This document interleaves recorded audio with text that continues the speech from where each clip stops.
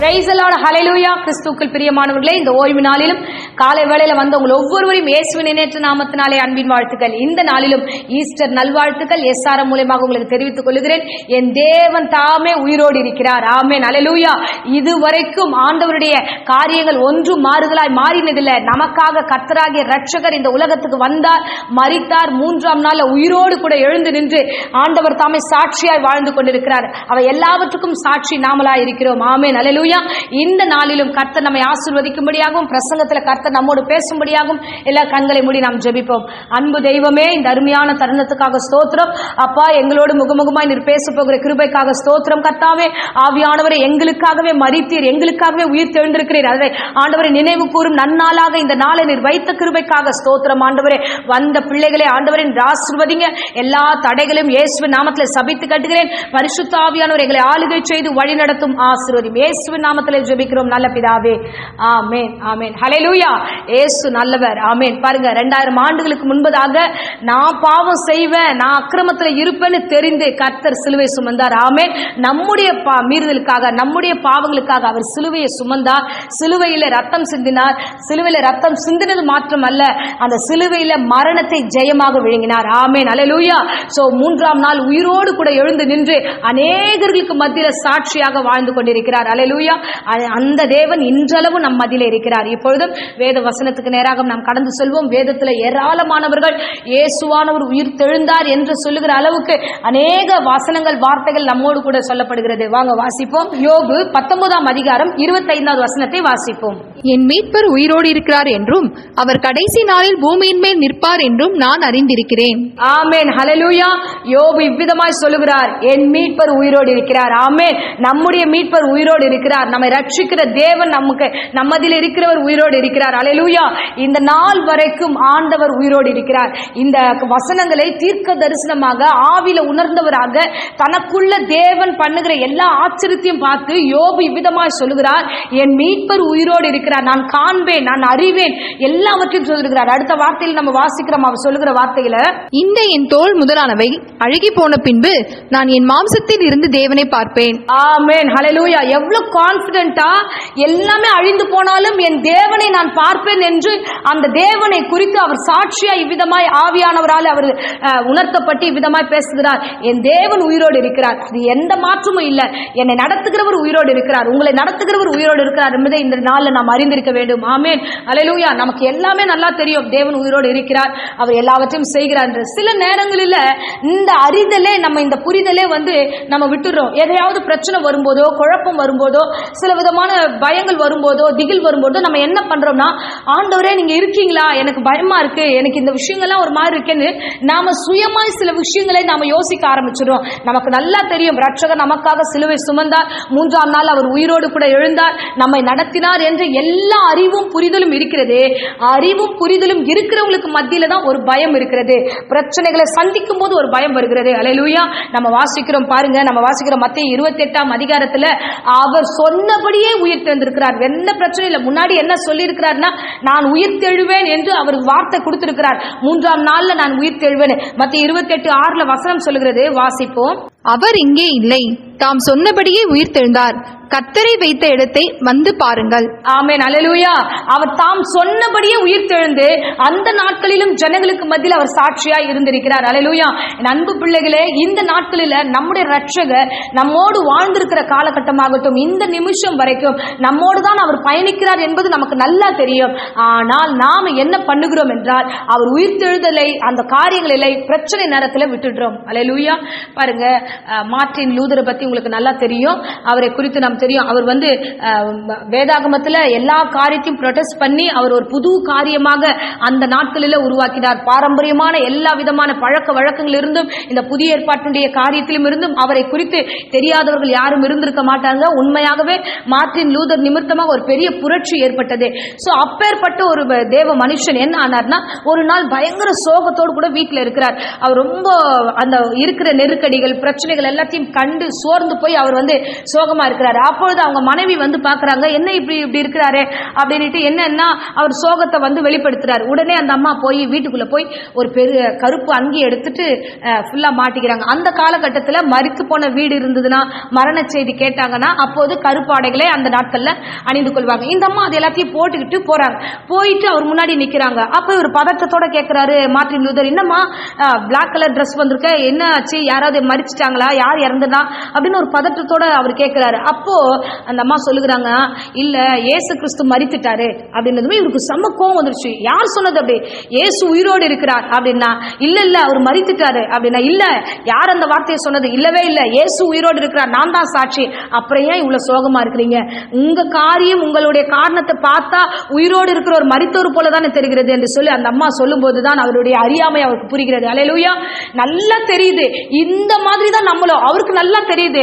வேதாகமத்தில் ஒரு புரட்சியை உண்டு பண்ணி வந்து தேவன் இயேசுவானவர் இருக்கிறார், ஆவியானவர் இருக்கிறார் என்று எல்லாருக்கும் அறிவித்தவருக்கே ஒரு பிரச்சனை வரும் பொழுது, அந்த காலத்துல தேவன் உயிரோடு இருக்கிறார், எல்லாத்தையும் பார்த்து கொள்வார், நம்முடைய பிரச்சனைகளை அவர் தீர்த்து வைப்பார் என்ற எண்ணம் அங்கே இல்லாமல் போகிறது. அல்லேலூயா. அது அவருக்கு மட்டும் இல்ல, நமக்கும் அப்படிதான். நம்முடைய வாழ்க்கையில பிரச்சனைகள் வந்துருச்சுனாலே நாம வெளியில நல்லா சுத்திக்கிட்டே இருப்போம். வீட்டுக்குள்ள போகும்போது நம்முடைய பிரச்சனையோ, இல்ல ஆபீஸ் போகும்போது நம்முடைய பிரச்சனைகளோ, மற்ற காரியம் வரும்போது இடிந்து ஓரமா உட்காந்துருவோம். ஆண்டவரே நீங்க பாக்குறீங்களா இல்லையா, ஆண்டவரே நீங்க இருக்கீங்களா இல்லையா, எனக்கு ஒரே குழப்பமா இருக்கே அப்படின்னு நாம போய் ஒடுங்கி போய் உட்கார்றோம். ஹல்லேலூயா. அருமையானவர்களே, என் ரட்சகர் உங்களோடு பேசிக் கொண்டிருக்கிறார். பாருங்க, மரியாள் வந்து அந்த நாட்களில அந்த சகோதரி தேவனால வந்து ஆசீர்வதிக்கப்பட்ட சகோதரி, தேவன் மரித்துட்டாரு, அவரை கல்லறையில வச்சுட்டாங்க. அப்போது அந்த அம்மா 3ஆம் நாள்ல ஆண்டவர் உயிர் தெழ போறான்னு அவங்க கிட்ட எல்லாம் சொல்லிதான் வச்சிருக்கிறாரு. இந்த அம்மா காலங்காத்தால எழுந்து அந்த 3ஆம் நாள்ல ஓடி போகிறாங்க. போய் பார்த்தா அங்கே இயேசுவானவர் இல்ல, தாம் சொன்னபடி அவர் உயிர் தெழுந்து போயிட்டாரு. ஹல்லேலூயா. சோ இப்ப குழப்பத்தோடவே சுத்திக்கிட்டு இருக்கா, என்ன ஆண்டவரே வெச்ச கல்லறை இடத்துல இல்லையேன்னு அழுதுகிட்டே நிக்கிறா. ஹல்லேலூயா. அப்போது அங்க ஒரு சம்பவம், ரொம்ப அழகான ஒரு சம்பவம் நடக்கிறது. என்னன்னா, அந்த கல்லறையில இவளுக்கு பின்பதாக இயேசு கிறிஸ்து பின்னாடி வந்து நிக்கிறாரு. வாசிப்போம். யோவான் 20ஆம் அதிகாரம் 15வது வசனம். இயேசு அவளை பார்த்து, ஸ்திரீயே ஏன் அழுகிறாய், யாரை தேடுகிறாய் என்றார். ஆமென். ஹல்லேலூயா. பாருங்களேன், தேவன் கேட்கிற அந்த வார்த்தை பாருங்க, பின்னாடியே நிக்கிறாரு. இந்த அம்மா தேடுறாங்க, ஐயோ அவர் காணோம் காணோன்னு. இயேசு கேட்கிறாரு, யாருமா, ஏமா அழுவுற, யாரை தேடுறமா அப்படின்னா, உடனே அந்த அம்மாவுடைய மைண்ட் செட் என்னன்னா, இவர் தோட்டக்காரு போல இருக்கு அப்படின்னு. ரட்சகராக இயேசு கிறிஸ்துவ மனக்குழப்பம் இருக்கும் பொழுதெல்லாம் யாரை எப்படி பார்க்கணும்னு நமக்கு தெரியாது. அல்லேலூயா. பாசமா யார் இருக்கிறா, உண்மையா யார் இருக்கிறா, நம்மளோட பழகிறவங்க யாரு, நம்ம செய்யறவங்க, குழப்பம் வந்துருச்சா, குழப்பவாதி வந்துடுறானா பிசாசு, சில அழுத்தங்களை கொடுத்துடுறானா, உடனே யார் யாருன்னு நிதானிக்க முடியல. அல்லேலூயா.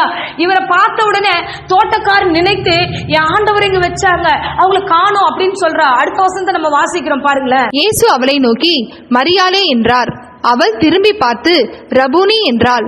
அதற்கு போதகரே என்று அர்த்தமாம். ஆமென். ஹல்லேலூயா. இது தோட்டக்காரன் அவ நினைச்சு அவர்கிட்ட பேசிக்கிட்டே இருக்கிறா. பேசும்போது கூட தெரியல இவர்தான் நம்முடைய தேவன் என்று அவளுக்கு தெரியல. வெச்ச இயேசு அவர்தான், இவர்தான் உயிர் தெழுந்திருக்கிறாரு. நம்ம கிட்ட ஆல்ரெடி ஒரு வசனத்தை சொல்லி இருக்கிறாரு. அவரை ரொம்ப அந்த வர வழியெல்லாம் கடைசி 3 நாட்கள் எல்லாம் அவர் பேசிக்கிட்டே தான் இருந்தாரு. தாம் சொன்னபடி நான் வரப்போறேன், 3ஆம் நாள்ல நான் இந்த காரியத்தை செய்ய போகிறேன்னு சொன்னவர் தான். ஆனா இப்பொழுது அவர்களுக்கு தெரியல. பேசிக்கிட்டு இருக்கும் போது ஆண்டவர் சொல்லுகிறாரு, அழகாய் கூப்பிடுற மரியாளே, அவர் கூப்பிடுற விதத்துல கூப்பிடும் போதே அவ ஆவியில உணர்வடைகிறார். அல்லேலூயா. மாம்சத்தோடு இருக்கும் பொழுது நமக்கு என்ன தோணும் தெரியுமா, பிரச்சனைகள் வரும்போதெல்லாம் அழ தோணும். பிரச்சனைகள் வரும்போதெல்லாம் இருக்கிற இதை விட்டுட்டு நம்ம தேடிக்கிட்டே இருப்போம். அங்கதான் இருக்கும் சமாதானம், அங்கதான் இருக்கும் ரட்சிப்பு, அங்கதான் இருக்கும் விடுதலை. விடுதலையும் காரியம் ஆசீர்வாதம் நமக்கு நம்ம கிட்டே தான் வச்சிருக்கிறாரு. ஆனா தேடிக்கிட்டே இருப்போம். ஐயோ இல்ல, என் வீட்டுல சமாதானம் இல்ல, என் வீட்டுல ரட்சிப்பு இல்ல, என் வீட்டுல அது இல்ல. உங்க வீட்டுல சமாதானத்தையும் ரட்சிப்பையும் கர்த்தர் வைத்திருக்கிறார். அல்லேலூயா. அவ இயேசுவை பக்கத்துல வச்சுக்கிட்டே ரட்சகரை தேடிக்கொண்டிருக்கிறார். அல்லேலூயா. என் அருமையானவர்களே, இந்த நாட்களில் உங்களோடு கூட கர்த்தர் பேசுகிறார். பாருங்க, உங்கள் மீட்பர் உயிரோடு இருக்கிறார். ஆமென். ரட்சகராக இயேசு கிறிஸ்து வராதது முன்பதாகவே ஆவியில உணர்ந்து சொன்ன யோபுவை நீங்கள் ஒரு நிமிஷம் நினைச்சு பாருங்க. எந்த கான்பிடென்ட்ல அவர் சொல்லியிருக்கிறார். உபத்திரவத்தில் இருக்கிறார், எல்லாவற்றையும் இழந்து போனார். வீட்டுல சொத்துல இருந்து பிள்ளைகள் இருந்து எல்லாம், உடல் சரீரம் முதற்கொண்டு இழந்தவர் சொல்லுகிற வாக்கு என்னன்னா, என் மீட்பர் உயிரோடு இருக்கிறார். இழப்பின் மத்தியில ஆவியில வாழும் போதுதான் இந்த வார்த்தை வரும். ஆமென். இந்த பிரசங்கத்தை கேட்கிற அருமையானவர்களே, உங்களுடைய வாழ்க்கையில என்ன நெருக்கடி இருந்தாலும் பயப்படாதீங்க. இந்த குழப்பத்தின் மத்தியில கூட, உங்களுடைய நெருக்கமான மத்தியில கூட என் கர்த்தர் உங்களோடு தான் இருக்கிறார். உங்களை விட்டு அவர் கடந்து போகல. ஏன்னா பின்னாடி ஏமா அழுவுற, ஏன் அழுவுற, யாரை தேடுற, என்ன பிரச்சனை? அல்லேலூயா. இன்னைக்கு அப்படிப்பட்ட ஒரு அழுகையில இருந்தாலும், அப்படிப்பட்ட ஒரு காரியத்துல நீங்கள் தேடிக்கொண்டிருந்தாலும், நான் சமாதானமா இந்த விஷயத்தை முடித்து கொடுப்பேன். நீ ஏமா அழுற? நான் உன்னோடு இருக்கிறேன், நான் உயிர் தெழுந்திருக்கிறேன், உன்னோடு கூட தான் இருக்கிறேன். ஆமென். கர்த்தர் உன்னை காக்கிறவர், கர்த்தர் உன் வலப்பக்கத்துல உனக்கு நிழலா இருக்கிறேன் என்று இந்த மாதம் உனக்கு வாக்குத்தத்தம் கொடுத்திருக்கிறார். ஆமென். அல்லேலூயா. மரியாளுக்கு ஒரே சந்தோஷம், என் தேவனை கண்டுட்டமேட்டு அப்படி திரும்பி போதகரே அப்படின்னு திரும்பி பார்க்கிறா. அல்லேலூயா. என் ரட்சகரை நீங்க கொஞ்சம் அனலைஸ் பண்ணுங்க, திரும்பி பாருங்க. அவர் உங்க வீட்டுல தான் இருக்கிறாரு, உங்களோட தான் இருக்கிறாரு, உங்க ஆபீஸ்ல தான் இருக்கிறாரு, நீங்க எங்க எந்த இடத்துல பயணிக்கிறீங்களோ உங்க ஊழியத்துல தான் இருக்கிறாரு. எல்லாம் வெறுமையா இருப்பது போன்று காணப்படலாம், எல்லாம் பூட்டினது போல காணப்படலாம். இல்ல, கர்த்தர் உங்களோடு இருக்கிறார். ஆமென். அல்லேலூயா. அப்படிதான் சீஷர்கள் பயந்து போய் வீட்டுக்குள்ள பூட்டிக்கிட்டு இருப்பாங்க. அங்கே கூட இயேசுவானவர், இது தொடர்ச்சி வசனத்துல நம்ம பார்க்கிறோம், பூட்டின வீட்டுக்குள்ளே போய் சீஷர்கள் இடத்துல போய் இயேசுவானவர் நின்று அவர்களுக்கு சமாதானத்தை உண்டு பண்ணுகிறார். ஆமென். அல்லேலூயா. யாவருக்கும் சமாதானம் உண்டாவதாக. பூட்டப்பட்ட எல்லா இடங்களிலும் இயேசு வந்து சொல்லுவார், அழுகிற எல்லா இடத்திலும் வந்து இயேசு வந்து சொல்லுவார், உங்களுக்கு சமாதானம், நான் இங்கதான் இருக்கிறேன் என்று. ஆமென். அல்லேலூயா. இன்றளவும் இன்றைக்கும் அடியேன் சொல்லுகிற என் கர்த்தர் மீட்பர் உயிரோடு இருக்கிறார். ஆமென். இந்த உலகமோ இந்த உலகத்தின் காரியங்களோ நான் அழிவேன் என்று எதிர்பார்த்தார்கள். என் ரட்சகராகிய தேவன் இந்த நாளளவும் ஸ்டில் என்ன தேவன் உயிரோடு இருக்கிறவர், அவரும் உயிரோடு இருக்கிறார். என்னுடைய வாழ்க்கையின் காரியங்களை எல்லாவற்றையும் ஆண்டவர் உயிரோடு எல்லா காரியம் மாற்றி வைத்திருக்கிறார். என் ரட்சகர் உயிரோடு இருக்கிறார், என் மீட்பர் உயிரோடு இருக்கிறார். இதற்கு பெரிய சாட்சி வேதகமத்தில் நான் பார்த்த பெரிய சாட்சி அடியனை குறித்து நான் சொல்லுகிறேன். என் மீட்பர் உயிரோடு இருக்கிறார். என்னை உயிரோடு ஜீவனோடு நடத்துகிறவர் உங்களை உயிரோடு ஜீவனோடு நடத்துவார்.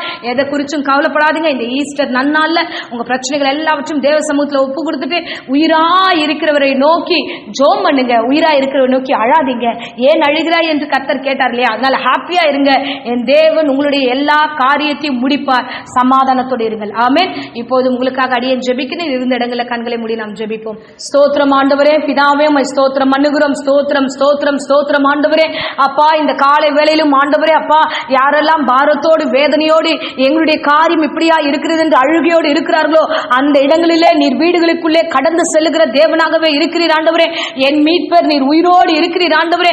என் பிள்ளைகளுடைய வாழ்க்கையில எல்லா காரியத்தையும் உயிரடைய செய்ய போகிறீர் ஆண்டவரே. உமக்கு ஸ்தோத்திரம் அப்பா.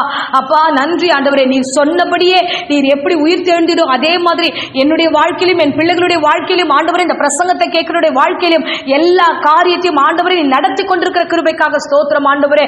அப்பா, உமக்கு நன்றி நன்றி நன்றி ஆண்டவரே. எல்லா கலக்கங்களும் பயங்களும் திகில்களும் இயேசுவின் நாமத்திலே சபித்து கட்டுகிறேன். பரிசுத்த ஆவியானவர் ஆளுகை செய்யுங்க அப்பா. அப்பா, என் பிள்ளைகள் பயத்தோடு இருக்கிறார்கள் ஆண்டவரே. அப்பா, என் பிள்ளைகள் கலக்கத்தோடு இருக்கிறாங்க ஆண்டவரே. யார் இங்கே ஆண்டவரே என்னை நடத்துவாரா நடத்த மாட்டாரா என்ற ஒரு குழப்பத்தோடு இருக்கிறார்கள். இல்ல ஆண்டவரே, இன்றைய நன்னாளில நற்செய்தியில என் தேவன் நீர் மரிக்கவில்லை, நீர் உயிரோடு இருக்கிறீர் ஆண்டவரே. அப்பா, அந்த வார்த்தை இந்த நாட்களில் இந்த மாதமே அவர்களுக்கு நிரூபித்து காண்பிக்க போகிறேன். அப்படியே இந்த பிரசங்கத்தை யார் கேட்டிருந்தாலும் எங்கே கேட்டிருந்தாலும் என் ரட்சகராகிய கர்த்தர் அவங்களுடைய எல்லா பிரச்சனைகளையும் உயிரோடு மாற்றும் ஆசீர்வதியும் கர்த்தர் தாமே பொறுப்பெடுத்துள்ள விசேஷமா ஆண்டவரே. மறுபடியும் ஆண்டவரே கர்த்தாவே, வியாதியின் மத்தியில யாராகிலும் இந்த வேளையில ஆண்டவரே கொரோனா நிமித்தமாகவோ மற்ற காரியமோ ஆண்டவரே தலை தூக்காதபடிக்கு நீர் பாதுகாத்துக் கொள்ளுங்க ஆண்டவரே. ஜுரமோ சளியோ ஆண்டவரே எந்த விதமான இன்ஃபெக்ஷன் ஒருவருக்கும் அணுகாதபடி பாதுகாத்துக் கொள்ளும். ஸ்பெஷலி குழந்தைகள் ஒவ்வொருவருக்காக அடியேன் ஜெபிக்கிற ராஜா. அப்பா, நீர் அந்த பிள்ளைகளுக்கு ஏற்ற ஆண்டவரே சுகபல ஜீவனை கொடுங்க, தேவையான பலத்தை கொடுங்க, காத்துக் கொள்ளுங்க. ஆவியானுடைய கரம் கூடவே இருக்கட்டும் அப்பா. அடுத்ததாக ஆண்டவரே ஏசப்பா, இந்த உஷ்ண நாட்களில் ஆண்டவரே முதியவர்கள் எல்லாரையும் காத்துக் கொள்வீராக. என் தேவரீர் எங்கள் ஒவ்வொருவரையும் பாதுகாத்துக் கொள்ளும், ஆசீர்வதியும் வழிநடத்தும். இயேசுவின் நேற்ற நாமத்திலே ஜெபித்து ஆசீர்வாதத்தை ஒப்புக் கொடுக்கிறேன் ஜீவனுள்ள நல்ல பிதாவே. ஆமென். ஆமென். Praise the Lord. God bless you.